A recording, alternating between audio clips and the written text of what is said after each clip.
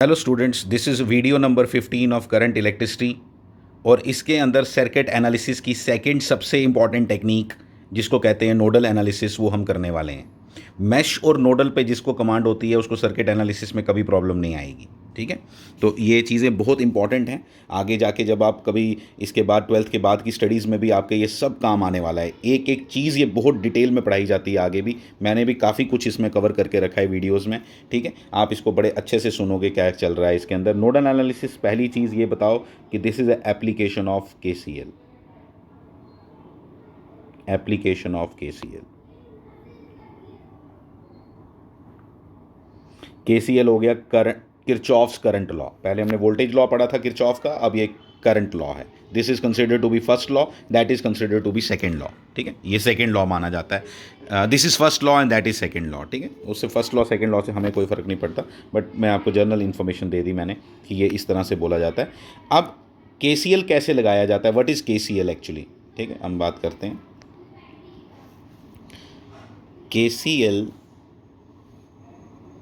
की डेफिनेशन है सिंपल। जब हम सर्किट्स पे लगाएंगे तो हम ये फॉलो करने वाले हैं।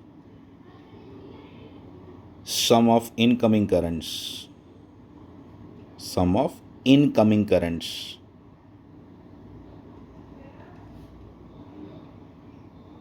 Is equal to sum of outgoing currents,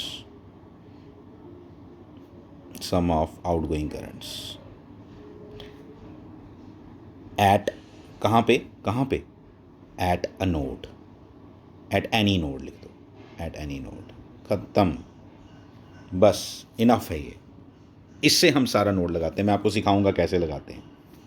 जैसे मान लो ये 3 ब्रांचेस हैं, I1, I2, I3। ठीक है, तो I1 प्लस I2 इनकमिंग कौन सी हैं, I1 और I2। देखो इस पे लगा रहे हैं हम। ठीक है, I1 प्लस I2 इनकमिंग है, इक्वल टू क्या आएगा, I3। फिर इसी के साथ मान लो एक और ब्रांच दी होती, एक और ब्रांच दी होती है ऐसी, इसकी करंट ऐसे होती, फॉर एग्जांपल I4। तो आप क्या लिखते, I1 plus I2 plus I4 equal to I3। Incoming एक और बढ़ गई, ख़त्म। ठीक है, अब देखो इसके साथ एक और चीज़ अगर ऐसे होती, अब ये डिफरेंट केसेस ले रहा हूँ, कुछ नहीं है। और अगर ऐसे होता, तीनों इनकमिंग है, आउटगोइंग कोई नहीं है, तो क्या लिखेंगे, I1 plus I2 plus I3 equal to 0। Outgoing है ही नहीं तो इक्वल टू 0। सारी आउटगोइंग हो तब भी यही आएगा। तो वेरी सिंपल, कुछ नहीं है इसमें। ठीक है, KCL लगाना बहुत सिंपल होता है। सर्किट्स में लगाना सीखेंगे, सब कुछ आपको क्लियर हो जाएगा। अब एक चीज़ आपको बड़ी क्लियरली, एक चीज़ यहाँ पे बात करते हैं। KCL के टाइम पे हमने एक वर्ड लिखा जो नोड था, और आपको बड़े क्लियरली नज़र आना चाहिए इसी वर्ड से कहीं नोडल एनालिसिस बना है। नोड से ही नोडल एनालिसिस का नाम आया, यानी कि ये कोई इंपॉर्टेंट चीज़ लगती है as far as nodal analysis is concern, इसलिए नोड को स्टडी करेंगे। मैं एक सिंपल सा सर्किट लेता हूँ और उसमें बताता हूँ कि नंबर ऑफ़ नोड्स कैसे काउंट करते हैं। ये एक सर्किट ले लिया मैंने। इस सर्किट के अंदर मैंने बताना है कि आपको कि इसके अंदर कितने नोड्स हैं। ठीक है, इसके अंदर कितने नोड्स हैं, इसका मतलब ये होता है कि इस सर्किट में कितनी जगह डिफरेंट पोटेंशियल है, कितनी जगह डिफरेंट पोटेंशियल है। और वो सारे पोटेंशियल मुझे पता होने चाहिए अगर मेरे को सर्किट एनालिसिस करना है। तो अगर वो सारे पोटेंशियल मुझे पता हो तो समझ लो वो सर्किट मेरे लिए पूरा का पूरा खुल गया हुआ है, मेरे को पूरा का पूरा नोन है मेरे लिए। उसमें कुछ भी ऐसा नहीं है जो मैं नहीं बता पाऊंगा अगर मुझे वो सारे नोड्स के पोटेंशियल पता होंगे तो। ठीक है, तो पहले गिने ज़रा हैं कितने। गिनना कैसे, या मैं बताता हूँ। कहीं से भी एक कॉर्नर से शुरू हो जाओ, 1, यहाँ कुछ ना कुछ पोटेंशियल होगा ही होगा। जैसे ही हम यहाँ से यहाँ बढ़े, बीच में एक सर्किट एलिमेंट आया। सर्किट एलिमेंट में हमें मालूम है या तो वोल्टेज राइज होगा या तो वोल्टेज ड्रॉप होगा। ऐसा तो हो नहीं सकता ना वोल्टेज राइज हो ना वोल्टेज ड्रॉप हो। तो इसका मतलब यहाँ पोटेंशियल चेंज हो गया। यहाँ कितना आ गया, 2। यहाँ पे कितना आ गया, 3। सिमिलरली यहाँ पे कितना आ गया, 4। यानी सर्किट एलिमेंट आता जाएगा तो नोड चेंज होता जाएगा। तो 1 2 पोटेंशियल चेंज होता जाएगा एक्चुअली, और नंबर ऑफ नोड्स बढ़ते जाएंगे। 1 2 3 4 4 5 नहीं लिख देना, कोई सर्किट एलिमेंट नहीं आया। और वैसे भी आपको बताया हुआ है इलेक्ट्रिकल सर्किट्स में ऐसे सब पॉइंट्स जहाँ पे कोई भी सर्किट एलिमेंट ना हो वो सेम पॉइंट होते हैं। वो पॉइंट वर्ड नहीं था, वो एक्चुअली नोड था, और नोड का एक्चुअल मतलब है सेम पोटेंशियल। अगर ये सेम नोड है 4 4 तो ये इधर पूरा पोटेंशियल सेम है। ठीक है, ये भी क्लियर हो गया। ये अच्छे से अपने पास रखो और क्लियर कराऊंगा मैं आपको। इसके बाद हमें ये बात सारी समझ आ गई। फिर नोड की एक और डेफिनेशन हम लोग लिख सकते हैं जो बुक्स भी लिखती हैं। नोड होता है a point in a circuit where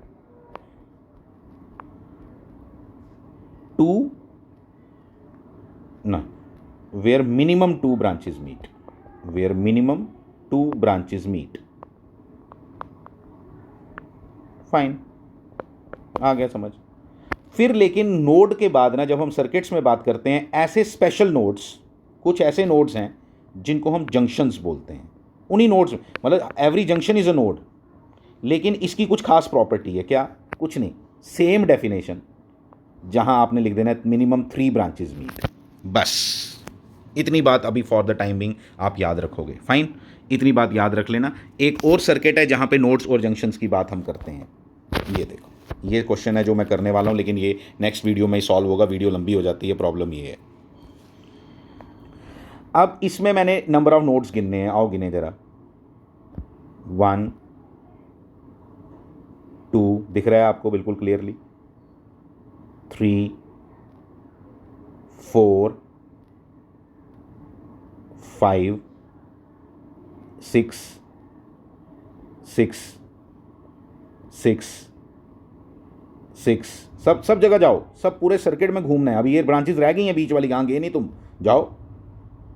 7 8, बिल्कुल खत्म। कितनी जगह डिफरेंट पोटेंशियल है? 8 जगह। तो नंबर ऑफ नोड्स इस सर्किट में जो हम करेंगे सॉल्व नेक्स्ट वीडियो में, उसमें नंबर ऑफ नोड्स कितने हैं? 8। लेकिन हम सारे नोड, मतलब अब ये मेरा एम क्या होगा नोडल एनालिसिस लगाने के बाद, कि मेरे को ये सारे 8 के नोड पोटेंशियल पता हूं, सबके पोटेंशियल पता हूं। 8 पोटेंशियल आपको निकाल के दूंगा जब मैं नोडल खत्म करूंगा। ये सारे के सारे इस सर्किट के अंदर नोड्स मुझे पता होने चाहिए कि इनका पोटेंशियल कितना है 8 जगह। और वो एक बार पता चल गया तो फिर इस सर्किट के अंदर कुछ भी नहीं बचा। तो हो सकता है इस सर्किट को सॉल्व करने के लिए 2 वीडियो और बन जाएं, ठीक है, लेकिन प्रॉपर अंडरस्टैंडिंग के साथ मुझे क्लियर होना चाहिए ये, ठीक है। तो ये आ गया नोड्स इक्वल टू 8, फाइन। लेकिन मेरा पहला स्टेप नोडल लगाने के लिए ये नहीं है। पहला स्टेप है जंक्शंस काउंट करो डायरेक्टली, जहां पे मिनिमम 3 ब्रांचेस मीट करती हो, वो मेरे अननोन्स होंगे। आओ देखें।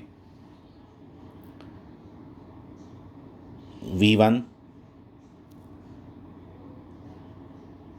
V2, ये देखो, ये जंक्शन है, बिल्कुल है। ये ऐसा नोड है जो जंक्शन है। ये ऐसा नोड है जो जंक्शन नहीं है, क्योंकि यहाँ पे मिनिमम 2 ब्रांचेस हैं, 1 और 2। यहाँ पे भी 2 हैं, तो मैं इनमें इंटरेस्टेड नहीं हूँ इतना अभी। बाद में जब क्वेश्चन खत्म हो जाएगा तब मैं बताऊँगा आपको कि ये नोड्स कितने हैं, क्योंकि मुझे ज़रूरत नहीं पड़ती। ये अननोन नहीं है, अननोन ये मेरे लिए क्रिएट होंगे। कौन कौन से? यही 8 नोड में से ये जो 3 नोड मैंने मार्क किए ना, ये पूरा मार्क ऐसे सेंटर में कर देते हैं, लेकिन ये पूरा है। तो ये 3 जंक्शन है, ये 3 नोड जो हैं, ये 3 जंक्शन भी हैं। बाकी 5 नोड तो हैं बट वो जंक्शन नहीं है। और मैं फॉर द टाइम, तो मेरा पहला स्टेप क्या बनेगा नोडल लगाने के लिए? जंक्शंस मार्क करो। फाइन, याद रखना ये इतनी सी बात। क्या मार्क करो? जंक्शंस मार्क करो। पहला स्टेप आपको क्लियर हो गया। सेकंड स्टेप भी मैं इसी वीडियो में कवर करूंगा। एक को रेफरेंस ले लो, और रेफरेंस किसको लेना है? V1 को, V2 को या V3 को? किसी को भी लो, किसी को भी लो। ये भी क्लियर करूंगा, तभी मेरे को बोला कि मेरे को 2 वीडियो बनानी पड़ेंगी इसकी। किसी को भी जंक्शन ले लो, V1 को, V2 को या V3 को, किसी को भी जंक्शन ले लो। V1 को लेना चाहते हो, V2 को लेना चाहते हो या V3 को लेना चाहते हो, जिसको मर्जी लो। फॉर द टाइमिंग मैं V3 को ले रहा हूं, और मैंने इसको कर लिया कि मैंने अब किसको रेफरेंस लेना है? V3 को, ठीक। और मैंने पहले से ही डिसाइड कर लेना चाहिए कि जंक्शन मैंने रेफरेंस किसको लेना है, फिर उसी को नंबर 3 देना चाहिए। थोड़ा ईजी हो जाएगा, मैं बताऊंगा आगे क्यों।